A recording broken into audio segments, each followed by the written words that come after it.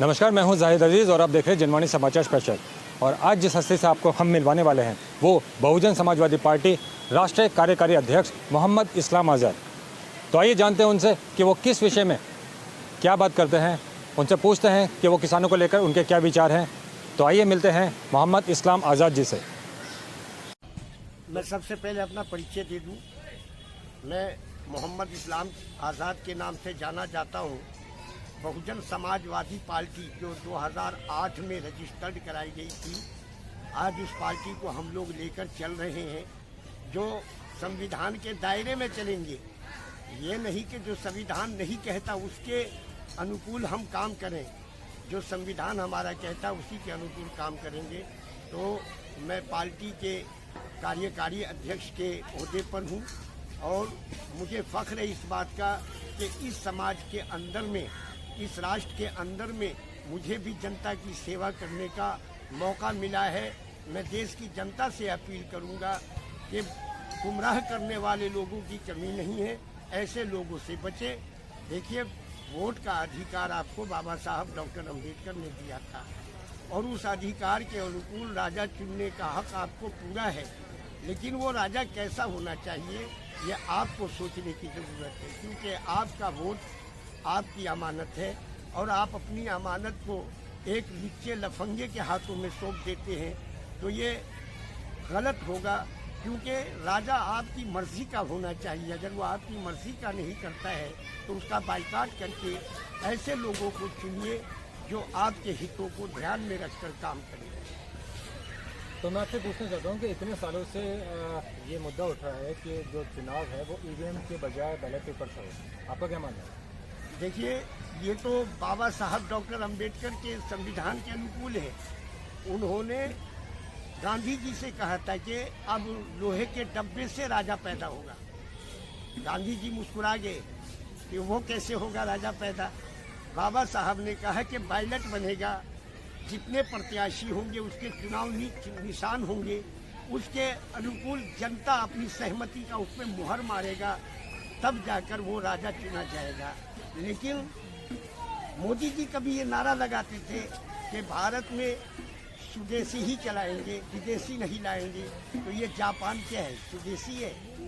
मैं मोदी जी से पूछना चाहता हूँ, आप अपने आप को बहुत विद्वान व्यक्ति मानते हो और प्रधानमंत्री हैं, आप होना भी चाहिए हमारा देश का प्रधानमंत्री विद्वान, लेकिन ये कहाँ की रणनीति है कि हमारे देश में हर तरह की तकनीक और टेक्नोलॉजी चल रही है, उस पर हम अमल न करके विदेशी को लाकर अपने सर पे थोप रहे हैं। और ईवीएम इस देश की प्रजातंत्र का सबसे बड़ा खुला दुश्मन है। इसका हमें बहिष्कार करना चाहिए और हमें ही नहीं, जितनी भी देश में पॉलिटिकल पार्टियां हैं जो भारत सरकार के निर्वाचन आयोग द्वारा रजिस्टर्ड हैं, उन सब को चाहिए, चाहे वो छोटी हो या बड़ी हो, उनका विरोध करें कि ईवीएम कुछ नहीं है। ईवीएम एक छलावा है जो किसी भी मोबाइल से कनेक्ट करके इधर का वोट उधर डाला जा सकता है।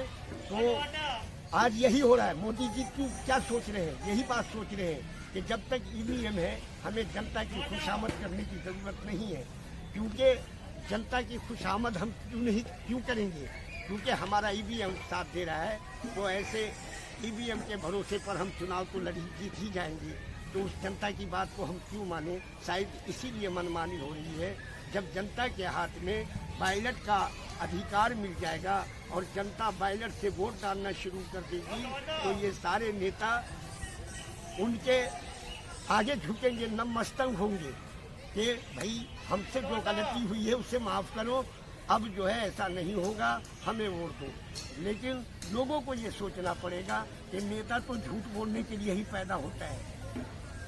मैं मिसाल दूंगा, डॉक्टर बाबा साहब अम्बेडकर, जिन्होंने अपने परिवार की परवाह न करते हुए देश की समाज के हितों को ध्यान में रखकर शिक्षा अर्जित किया और समाज को एक सफल और कुशल संविधान दिया, जिसके दायरे में आज हमें अधिकार प्राप्त हो रहे हैं। लेकिन वो अधिकार भी अधूरे हैं, क्योंकि संविधान पूरी तरह से अभी लागू नहीं हुआ है। मनुस्मृति के आधार पे ये लोग देश को चलाना चाहते हैं। तो क्या इससे पहले मनुस्मृति ही तो चलती थी, लेकिन क्या उस टाइम में पिछड़े वर्ग के लोग, जिनको हम वंचित समाज कहते हैं, हम दलित नहीं कहेंगे, दलित कल भी नहीं थे ये लोग, आज भी नहीं है, क्योंकि दलित का मतलब होता है दरिद्र, और यहाँ कोई दरिद्र नहीं था।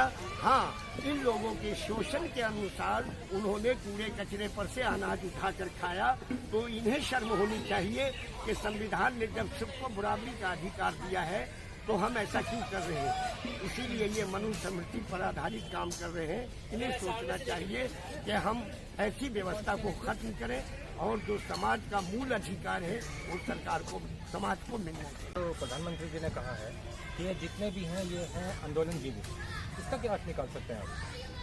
इसका सीधा सा खुलासा ये है कि भारतीय संविधान के अंदर में डॉक्टर बाबा साहब अम्बेडकर ने अधिकार दिया है लोगों को कि जब देश की प्रशासन या देश के प्रधानमंत्री या सीएम अगर आपकी बातों को ना सुने तो आप अपनी आवाज़ को सड़कों पे बुलंद करें।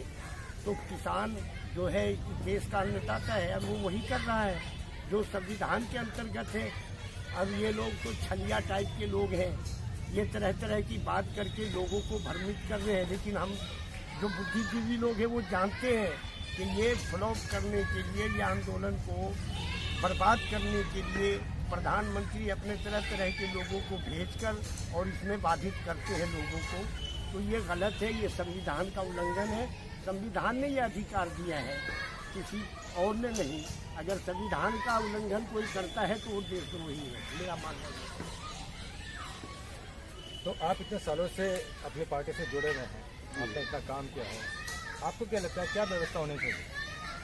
व्यवस्था ये होनी चाहिए कि भाई जो संविधान ने अधिकार दिया है उस पर जो है कायम रहे और संविधान के अधिकार के तहत जो है काम करे।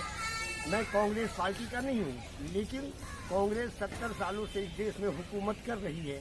आज तक किसानों के साथ कभी ऐसा नहीं हुआ, लेकिन आज भाजपा के आते ही देश में इस तरह के अटपटे कानून बनाकर उन पर थोपे जा रहे हैं। ये उनकी मर्जी के खिलाफ है ना। भाई चीज़ हमारी है, हम किसको बेचें ना बेचें ये हमारा फैसला होना चाहिए। सरकार का इसमें क्या अधिकार है और सरकार की इसमें क्या मर्जी है कि वो इस तरह की दखल अंदाजी करवा रहे हैं और कर रहे हैं। तो आज मैं 3-4 महीने से देख रहा हूँ कि किसान जद्दोजहद कर रहे हैं। किसान कुछ नहीं कर रहे, किसान सिर्फ अपनी मांग रख रहे हैं, लेकिन उसको बदनाम करने के लिए अपने ही बीच से आरएसएस के लोग जो और भेजकर और उस धरना प्रदर्शन को बाधित करना चाहते हैं। ये संविधान के विरुद्ध है और संविधान के विरुद्ध जो करता है वो देश के हित में नहीं है, न समाज के हित में है। तो मैं आपसे कहना चाहूँगा कि आप किस तरह से देखते हैं इस जो आंदोलन को है, जो किसान बैठे हुए हैं, 80 दिन हो गए हैं मेरे ख्याल से, तो आप किस तरह से देखते हैं इस चीज़ को? हम तो देख रहे हैं कि इनकी मांग को मानने में ये लोग सक्षम नहीं है। मेरा मानना है कि भाई इनको इनकी जो मांग है सरकार को पूरी कर देनी चाहिए, क्योंकि सरकार इस देश की जनता की मर्जी के तहत काम करे। संविधान के अंदर में लिखा हुआ है कि जो लोक सेवक चुन के जाएगा वो तुम्हारी बातों को मानेगा और तुम्हारे जो राइट है उस संविधान के अनुकूल उसे वो पूरा करेगा। अगर वो नहीं कर रहा है तो संविधान का उल्लंघन, मेरा तो ये मानना है।